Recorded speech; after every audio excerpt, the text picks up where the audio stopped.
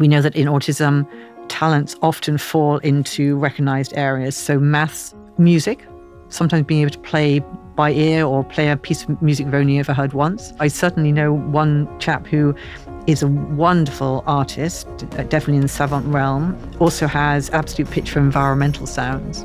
He named the pitch of the cork coming out of the bottle. Neurotypical people are using a lot of their brain to do social. So imagine if you weren't using all your brain for all that social stuff, maybe you could use it for other things. Our next guest is one of the world's leading autism researchers who has spent over 30 years changing how we understand autism, especially in women. Professor Francesca Happé has written over 150 scientific papers, and her work has helped expose what gets missed. The PTSD no one talks about, the women who slip through the cracks, and the aging autistic still in need of answers. In this episode, we unpack some of her biggest findings and why they matter now more than ever. This was an absolute treat sitting down with Francesca. I can't wait for you to hear this episode. Let's get into it. Let's see how great minds think differently.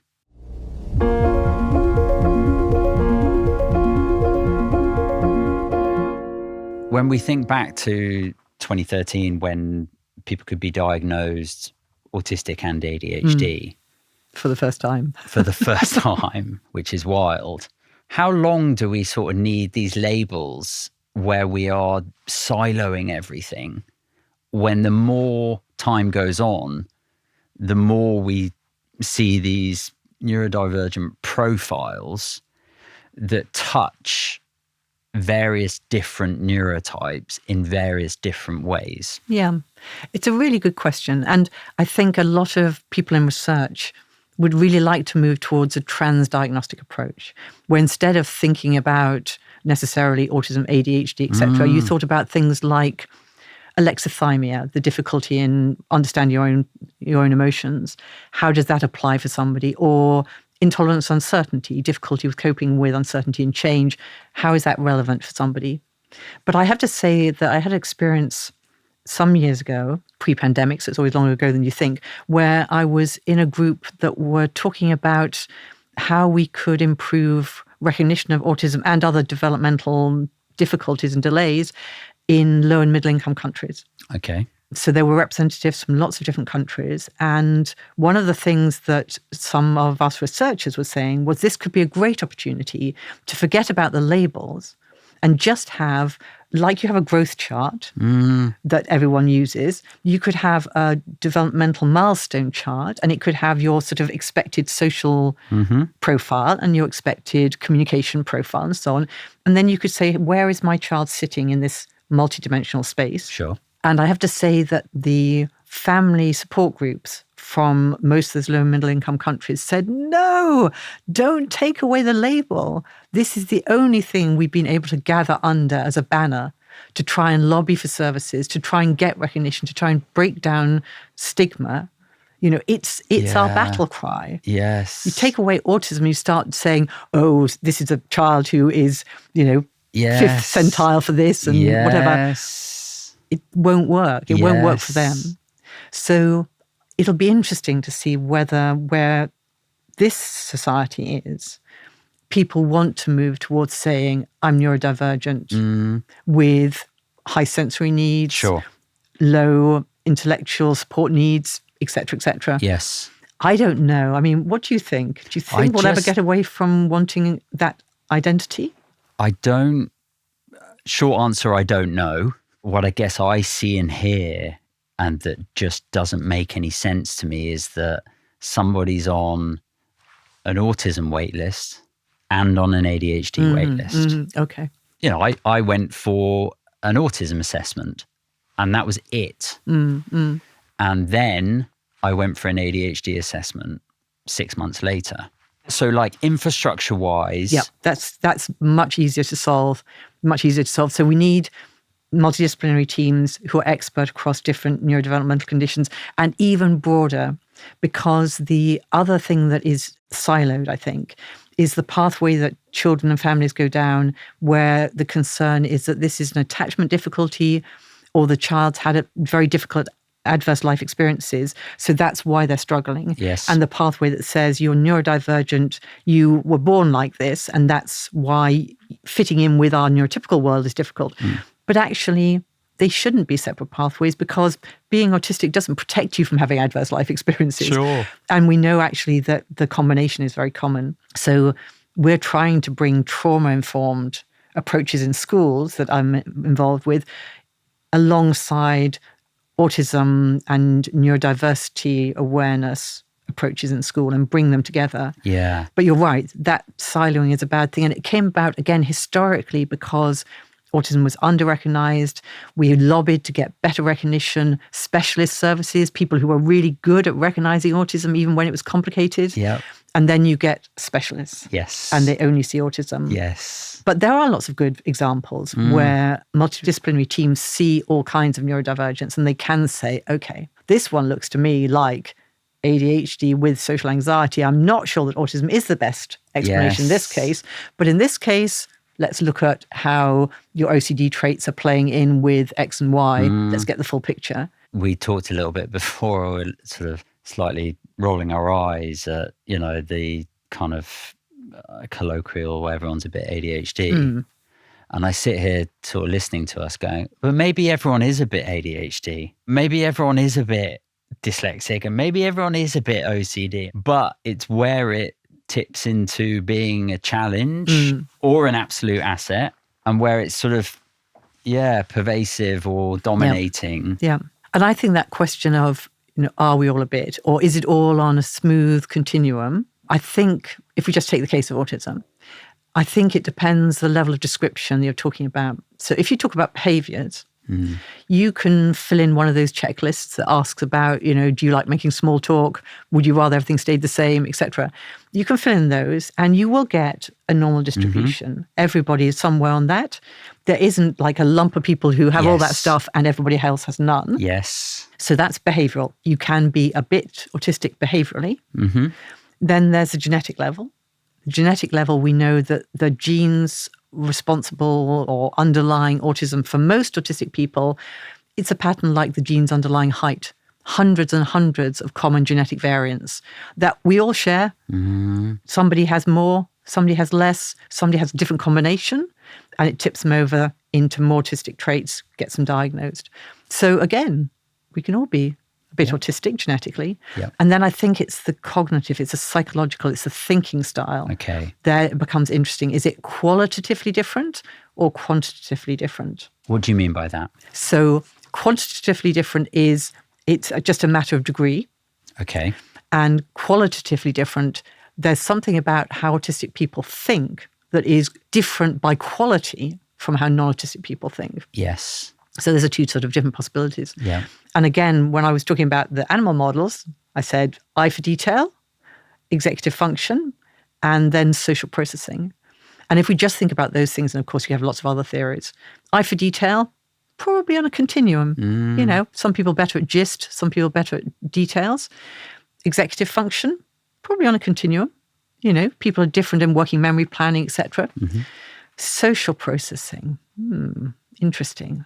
Could be qualitatively different. Yes. Could be that when an autistic person watches a social scene or is processing socially, they're doing so differently. And that neurotypical people, for example, automatically jump to conclusions about what somebody else is thinking, and they're modeling what the other person is thinking.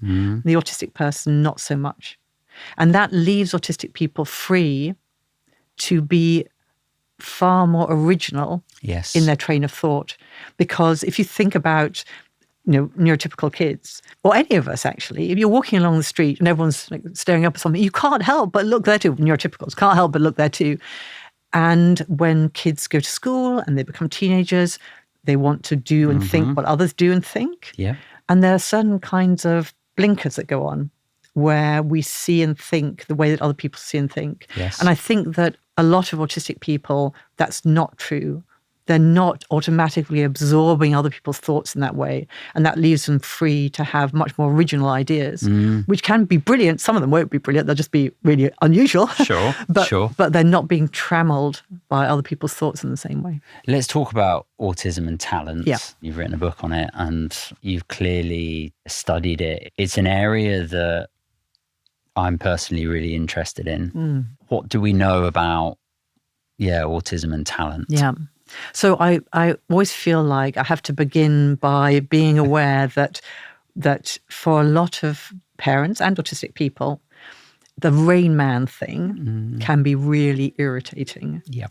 And I know parents where, they'll bump into a neighbor who's just watched a documentary about autism and talent, and the neighbor will say, "Oh, your son's autistic, isn't he? What's his talent?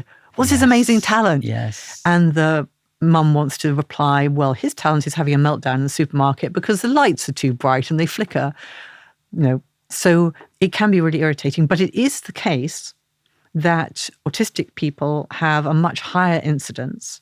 And in one study, about a third of autistic people had something they were unusually good at, compared to their own profile, compared sometimes to peers, and sometimes compared to even people much older, to everybody in the world. Yes. So it is important to recognize. We've learnt a lot more about how the autistic mind works by looking at what autistic people are good at, compared to always looking at how are they not doing as well as neurotypicals. So that's important. And it's also the case that for a lot of autistic people, the neurotypical world erodes their self-esteem. And so finding that thing you are good at and enjoying it for its own right, but also sometimes the way it allows you to connect with other people, is really important. So I do think talent is worth talking about. What do we know about talent? Well, we know that in autism, talents often fall into recognized areas. So maths, which can be lightning calculation, or it can be calendar calculation, where you can say the day of the week that any date will fall on far into the future or past. Art, often being able to draw incredibly realistic pictures, very detailed pictures. Music, sometimes being able to play by ear or play a piece of music you've only ever heard once. So extraordinary memory, particularly for facts that people are interested in, but also sometimes for events. So I remember very early on in my PhD going back to visit somebody who had quite high support needs, an adult who was autistic. And it was when I was an undergraduate, because we were testing his memory, because he had amazing memory for, I think, the bus routes in Liverpool. Love it. And I tested him then. So that was like when I was an undergraduate. And then I went back at the end of my PhD, and I happened to be in Liverpool where he was. And I went to see him. And he remembered the exact date I'd visited him on and what we talked about and everything about it. And I really felt like, who's testing who? Because I could not have given any of that information. So amazing. So memory is the other one. And talents tend to fall in those areas. Okay. And they can vary from, as I say, being just better at that than at other things. So a child who, a classic example is Nadia, who was a young girl who, when at the time she was being studied, she was about 3 or 4. She couldn't do up her own buttons or use a knife and fork at that age.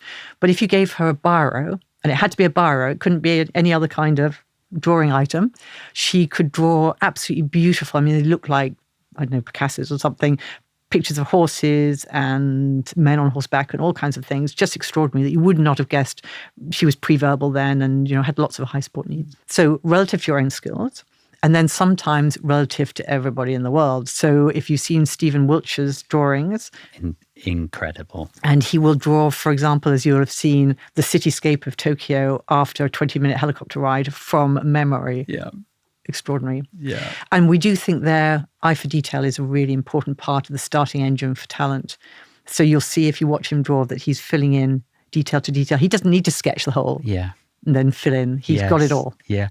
Do we know what's driving that? If we have this hereditary genetic understanding, we understand, much more about traits, behavior. Do we know what it is that is common to talent with autistic people? So I guess not fully, of course. Sure. It's far too big a topic, but to answer it in two different ways. So we've done a twin study. Twin studies are really good to look at whether things are more nature or nurture, but they're also really good to look at whether the same genetic influences are affecting two different things. Yeah. So what we found was that in a big twin sample of all the twins born in England and Wales in 94, 95, and 96, we found that when we asked parents about, is your child unusually good at music, maths, art, or memory? And we take parents are quite generous, so they tend to say yes. But if we take take the highest level of endorsement, so are they better even than children much older than them? We find that the children for whom parents say yes in one of those areas, parents are also reporting higher autistic traits and specifically higher non-social traits, so those eye for detail traits. So when we do the twin modeling, we find not only is there a correlation in the scores, but the genetic influences on talent and on autistic traits, specifically the eye for detail, are overlapping. So some of the genes that influence autism also influence and predispose to talent. Yes. And therefore, family history. Yep. Yeah. When you take a family tree, a good family tree, you should be asking about people who are unusually good at things, as well as social challenges and other things that you might be thinking about when you think about autism. And what do we know about maybe the payoff of some of the talent in terms of people being especially good at some things? Do we know that there's a significant sort of payoff but then they really over-index in struggling with other areas? So when I've tried to think about why you might see such high levels of talent in autism, one of the kinds of things that one might say is neurotypical people are using a lot of their brain to do social. And we think that Stephen Wiltshire is a savant, and for sure he is. But if a Martian came down and tested the average neurotypical on their face recognition abilities, they would be pretty amazed. Because even if you're not very good at remembering the names of people, our ability to recognize that's a face I know is pretty astonishing. It's one of the things that at least neurotypicals use a lot of brain for. Okay. So imagine if you weren't using your brain for all that social stuff, maybe you could use it for other things. So that's a sort of a fairly pop kind of idea. Sure. But I don't think there's any evidence that Stephen Wiltshire being good at art and developing his art has had a cost for any other parts of his functioning. Okay. We know that in autism there is anyway an uneven profile. Yes. So for neurotypical people, you can more or less guess how well somebody would do on the next aspect of an IQ test based on the last little puzzle they did.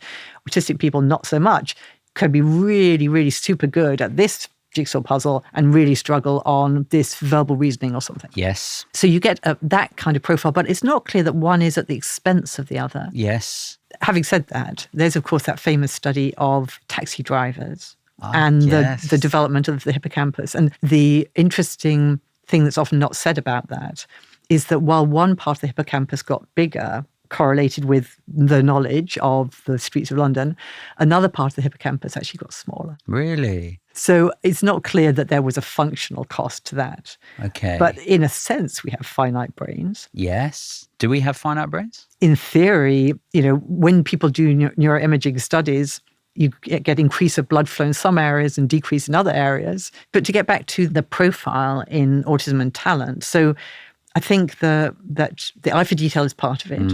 That social uniqueness, not having everyone else's thoughts get in and crowd out your head, I think that's really important for the originality. And then obviously there are latent talents that sometimes get developed and sometimes don't. A colleague of mine did a very nice study showing that most autistic children, even when they've never learnt an instrument, nobody thinks they have a perfect pitch or anything, they can retain a note in mind much better than a non-autistic child. So nice little experiment. You go into school and you play a note and you say, that's the note the cat likes. Different note, that's the note the dog likes, the mouse likes, the parrot likes. Go back the next day. Neurotypical kids play a note. Which animal liked that note? Well, no. I can name all the animals you said, but I don't know which note it was. Autistic children, very likely to get it right. Interesting. And there's something about relative pitch versus perfect pitch or absolute pitch that again fits in with this detail focus. Yes. If you think of melody as the big picture, we learn to transcribe. When you're very little, apparently, very young children, if they sing a song that they know, they will begin it at the same pitch each time.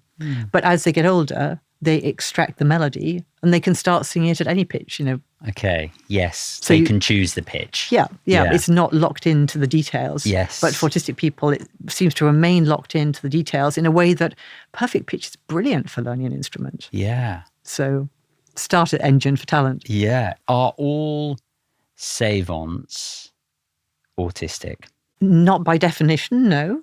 Okay. So I certainly know one chap who is a wonderful artist, definitely in the savant realm of talent, also has absolute pitch. He interestingly, he helped us with a study because he has absolute pitch for environmental sounds.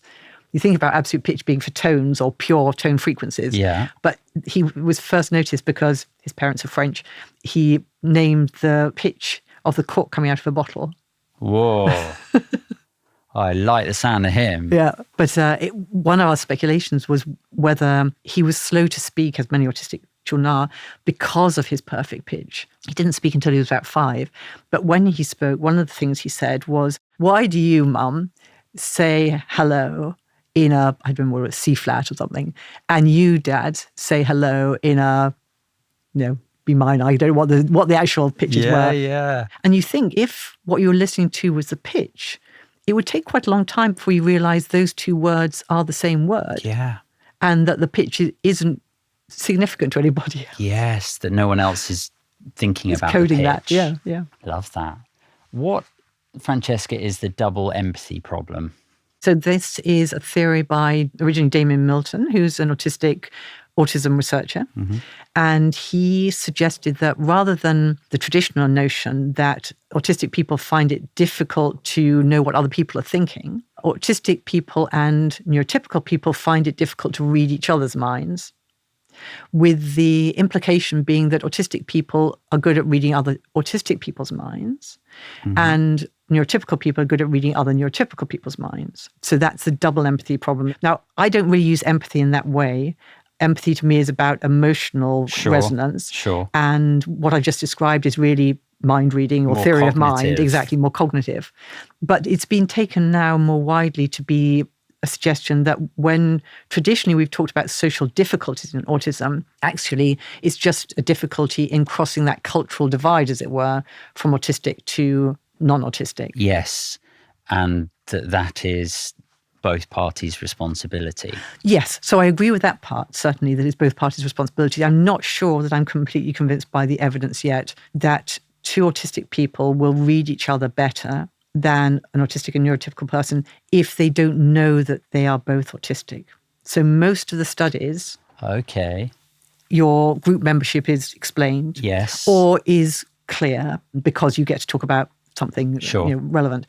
And we know that in-group, out-group, there are big effects. So just by, if we start off the conversation by, "Oh, you're left-handed, I'm left-handed too," we will find a point of connection. And we may, if people are analysing our body language or something, say, "Oh, they're clicking better, they're communicating better, there's more engagement, there's more interest." So when you have a point of connection, everything flows better. Yes. And of course, something like a neurodivergent identity is a massive point of connection. Sure.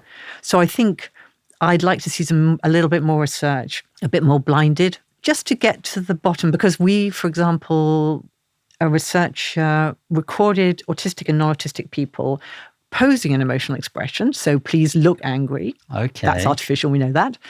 Also, now look in a mirror and pose an expression. Still artificial, but now you've got feedback. Yes. And then trying to make it as natural as possible. So please watch this film and we will have a camera on you. Forget about it. You're going to watch film for 2.5 hours. Okay. And during that, you're going to go and you're going to do all that spontaneous. Okay. Exactly. Spontaneous. Oh, and what happened? She took those images and videos and things, and she showed them to autistic or non-autistic people. And the double empathy theory would say those autistic expressions will be read well by autistic people, and badly by non-autistic people, and vice versa. Yep. But what she found was that the autistic expressions were less easy for everyone to decode. They were Both, more whether you're idiosyncratic. autistic or not. Yes. It wasn't like there was a language of the face of emotions that is autistic. Yes. It was more that autistic people had slightly more idiosyncratic, or maybe sometimes more, a little bit more still expressions. So it's harder for everyone to read. So that's sort of counter the double empathy problem, but it's a scientific field that's still moving forward. It's relatively recent theory. So I would say the jury's out, but others are bigger fans. What makes you angry, Francesca? So I get quite annoyed when people do conflate empathy and cognitive mind reading. Okay. Because they're just different things. So to give you the double dissociation, most autistic people I know care a lot about others suffering and often have a very heightened sense of social justice. If they're reading that people are being hurt by, natural disasters, they're hungry or whatever, they will really feel for them and want that to be changed. At the same time, they may find it difficult to put themselves in somebody else's shoes cognitively to know that, I think that the dress she's just come in really doesn't suit her, but I really shouldn't say, wear the other dress, you look fat in that, because she's thinking something different. Yes. Whereas, on the other hand, you can have somebody who's a psychopath or sociopath, really good at mind reading, cognitive bit, can deceive you, can manipulate, will know exactly what you're thinking and play with that, doesn't give a damn how you feel. Yes. So the emotional and the cognitive are really separate for me. So I don't like it when people talk about empathizing or roll those two things together. And equally, I don't like it when I hear autistics aren't empathetic. Exactly. I think that's just a myth and a harmful myth as well, I think. Yes. Okay, so that's one. What's another one? What's another peeve? Well, I suppose it's not a peeve like that. It's more that there are some really neglected areas of research. I think we've touched on developmental language disorder, which is really neglected. Motor difficulties in autism, I think, are really interesting and neglected. So at the extreme, that's catatonia, so freezing or freezing mid-movement, but also inertia. So autistic people talk about inertia, which during a shutdown can be really, I can't speak. I'm somebody who can speak, but now I can't. I just can't generate that impetus. So that, to my knowledge, hasn't been explored at all. I think that's really important. How much do we know about shutdowns? Not very much. I mean, I had one last week that lasted for 3 days. Oh, wow. Okay. It was really, really horrible. And hearing you talking about not being able to talk, like, I'm not in shutdown now, but I look back on being in shutdown, I couldn't talk. I could not talk. Yeah. I could not talk to my wife. I think that's an area that's completely neglected. We really need to move into that. I've got a PhD student who's doing some really good work on on burnout in autistic people. I don't want to call it autistic burnout because part of the point is to know, is it different? Yes. We know it's brought on by different things. It's not necessarily to do with occupation and work and so on. It can be just the strain of everyday life. But is the experience of burnout unique in autistic people, or is it that horrible burnout experience but brought on by other things? So she's working on that. I think that'll be really helpful. Okay. And we are finding that for some people who are diagnosed younger, they have a better handle on sort of energy accounting and coping with shutdowns and much less of a fear of long-term burnout. Okay. And they're understanding it much more in terms of, I have overwhelm, and then I know my response to that has to be withdraw, reduce demands, let myself rest in that and then get better. So they're more practiced in it. They are. Well, it seems like that. I mean, obviously, again, it needs replicating. But those who were diagnosed later didn't have an explanation for why they got overwhelmed, so they thought they just had to battle through it. Yeah, and then they end up experience. in long bouts of burnout that are months or worse.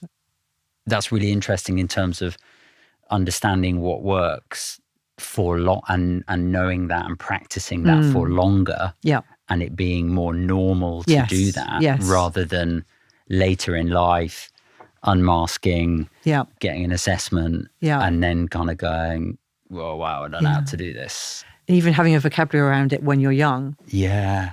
And I guess the people around you knowing about it, so being able to support you in that. Yeah, I mean, I've learned sort of what to do or how to help my daughter if she's having a meltdown, or how to help manage her energy levels. Yeah.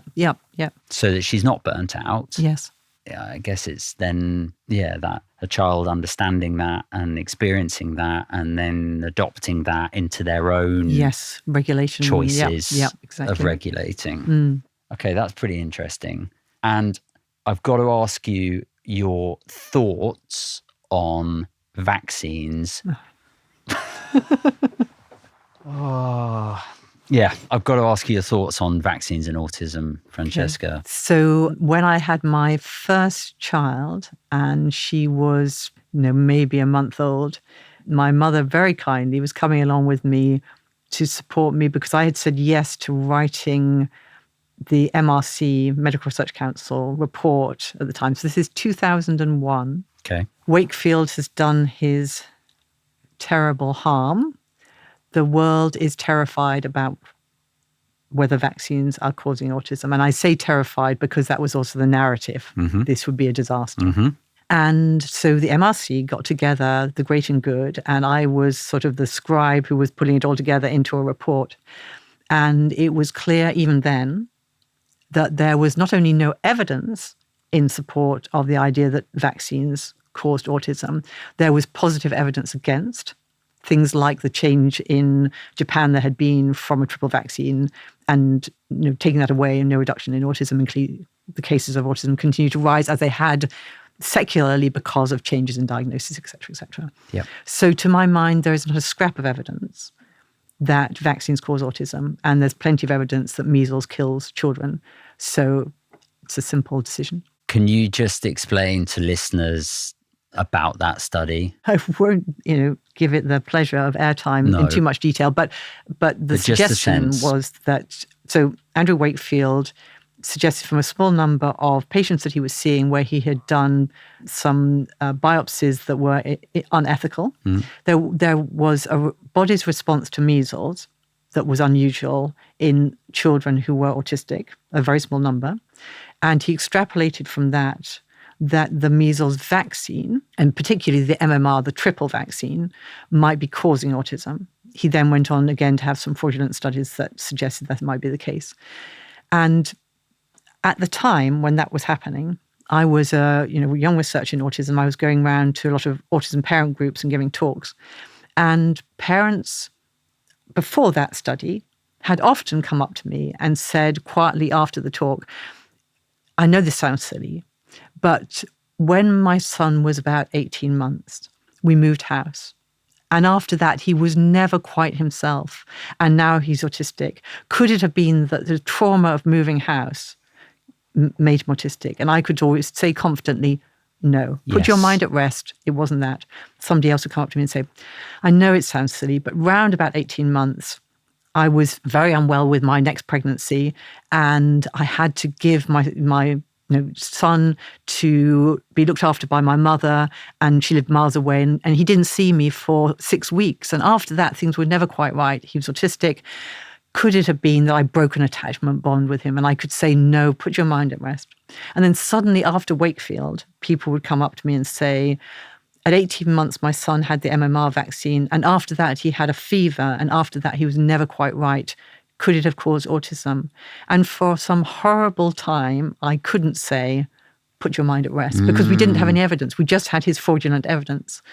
And so it was really important that we did gather the evidence. Looking back, I would say, and you asked me what makes me angry, millions of pounds were diverted from what could have been helpful autism research just to try and prove a negative. Yes. And if that made me angry, what's happening in the States makes me much, much more angry. To finish the question about Wakefield's work, he was struck off. His work was retracted. I have to say the journalism at the time was not responsible. For example, going after more and more personal stories of this 18-month, 18 months is when the MMR is given. More and more stories, personal stories of families that felt their child had become autistic because of the MMR, and no stories of families where their child had been harmed by measles, just to balance it, balance the stories. Yes. And we know autism is strongly genetic. We know that in many cases you can see small brain changes that date back to the first trimester. Vaccines are not the problem. And what's happening at 18 months old? I mean, aside of the MMR vaccine. So 18 months is when you begin to see the first signs of autism. Not always. Sometimes it takes longer to see it. But in a typical case, around 18 months, you're beginning to see that transition from maybe some single words to putting words together really for communication. You're beginning to see pretend play, a repertoire of social behavior, pointing and following pointing, eye contact, a whole range of things that are showing typically that the most autistic children are no longer following the trajectory of social development that the typical child is following. Yes. And so that's when you begin to see things. And of course, if at that point your child has a fever, is upset by something, then you may notice their difficulties a little bit quicker. Yeah. And, you think about typical development, things take a while to unfold. What do you think's going to happen in the US? It looks like, in the wider picture, they will lose a generation of scientists. The cuts are hitting early career scientists hardest, and they're losing their jobs overnight. In autism research, I don't know. There are very, very good autism researchers in the States and autism teams. Historically, there's been a lot of investment. Some of that might be in areas that the autistic community here are not particularly interested in. Sure. So genetics or early intervention and so on. But a lot of it is in good stuff like, how do we help with epilepsy, for example, or how do we help with co-occurring anxiety, depression, and so on. And I don't know whether their funds are going to be diverted to crazy investigations into a dead story about vaccines. Yeah. I just don't know. And I guess potentially the same thing happens where there has to be loads of time, attention, and focus put into disproving something again. For which there was no reason to think there was a link anyway. Yeah. But what we should be careful of, and because you reach a huge audience, what's happened in the States is that a large proportion of the population don't trust science. Yeah. And that's really scary. Don't trust research. Don't trust research. Don't trust science. And we mustn't let that happen here. Yeah. Yeah, I totally agree. Can you give me the 3 key differences between boys and girls with autism? So again, I want to say this is on average. It's not going to be true for a particular boy or a particular girl. But I would say special interests have a more neurotypical focus in girls than in boys on average. On average, girls' superficial social skills may look better, so stand out less for an observer. And that probably relates to maybe on average a bit more camouflaging, a bit more copying others to fit in. And what would be my third one? Or maybe the camouflaging goes into that one. Yes, I'm not sure. I think maybe it's the camouflaging is separate from the sort of social motivation. May look less socially odd on the surface. Yes. Maybe working harder to compensate and camouflage, and may have special interests that look on the surface more typical in their focus, more like their peers in their focus. Yes. But I also don't want to forget the quiet boys who are also flying under the radar because, they're at the back of the class and they're not running around causing any annoyance to the teacher, but they're still not in with their, they don't have a nice friendship group. They might be being bullied and they might be working really hard to not stick out. Yes. So it doesn't divide neatly by sex or gender. On average, people tell women and girls in the street, cheer up, love, smile. Don't say it so much to boys and men. Of course, they say man up. Yes. But there are different kinds of pressures, aren't there? Yeah, there are. And they just become adopted as norms. I'd like to give you a magic wand. What would you do with it for autism? So I would like to put a lot of research money into autism and aging. I think it's important. I think there's been an assumption that whereas if you do research with children, you can make a big difference to ability or functioning or adaptation or quality of life. But I would like to say you can make a big difference to a 65-year-old's quality of life functioning, adaptation, and so on, if you put things in there as well. So aging, I really would like to look into those motor symptoms. I think the shutdowns and so on are really, really interesting. We need to understand those more. And maybe related to that, because I think it is related, would be really good research on sensory processing. It is happening in some pockets, but most people, and we're guilty of this too, just give a questionnaire. Tell us about your sensory experiences. And unfortunately, recent research shows that self-reported or self-experienced sensory things don't correlate very well with the kinds of things you would measure with physiological measures. That doesn't mean that they're not right. They can both be right. Sure. But they're measuring different things. Yes. So if we want to get to the bottom of understanding sensory and autism, we need to do a lot of the physiological stuff too. Okay. And the third wish, I guess, would be, and I'm guilty of this in recent times, we've neglected the portion of the autism spectrum where there's intellectual disability or language impairment. That's partly thanks to COVID. And the work that we were doing in schools, for example, suddenly comes online. And what can you do online? You can reach adults who can take part in things, in surveys and stuff. But we need to harness the new tools we have, the things like wearables and eye tracking, to be able to involve in research people that have been hard to involve because they don't have a spoken voice. Yes. So devices as well. Yeah. All the different clever ways that we can ask questions to people who can't tell us in words. Yes. Okay, that's 3. I only gave you 1 magic wand, but you've taken 3. You get 3 wishes with a wand. Last question. Who would you like to give your green dot to? Well, this is very difficult. So I thought about giving it to Dame Steve Shirley, who is a wonderful philanthropist, mother of an autistic son who sadly passed away. And she has given away all the money that she made in her business that elevated women to do computing back in the day from their homes with their families. She's given it all away, and she's founded wonderful autism schools and other support services for autistic people. So I thought about giving it to her, but she is a very stylish lady. I don't know whether she would pin it on to her very stylish clothes. And you should invite her on the program anyway, and then you can give her her own dot. Yes. She is in her 90s, she won't mind me saying, but she is indomitable. So I would like to give my dot instead to all my students, present and past, because I've learned so much from them. I've had over 30 PhD students who finished so far, and I've got a good handful with me now. And they have taught me so much. And they've allowed us to take forward research in aging, in trauma, in all these things where other people wouldn't give us funding, but they've come in with their energy and their belief, and they've transformed things. So can I give them the dot? You can, and I'm assuming here, you can't do what you do without that lineage of people who want to come and know more about autism.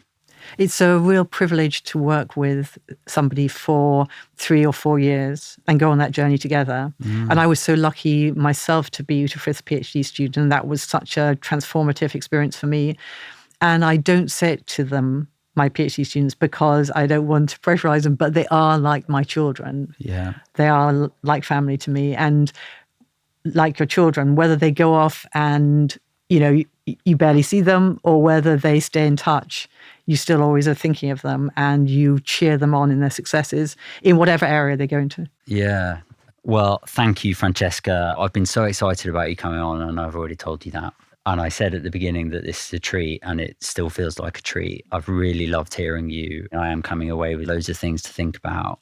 And I don't know, I just sort of feel, not that I have any need or right to do this, but I just kind of feel to say, oh my God, please keep doing what you're doing, because we as the autistic community and my daughters, this is so important what you're doing, and so new and so needed and so misunderstood. So yeah, thank you. And please don't give up. Thank you for that. I won't. As long as anyone lets me, I'll carry on. Yeah. Great. Thank you. Thank you.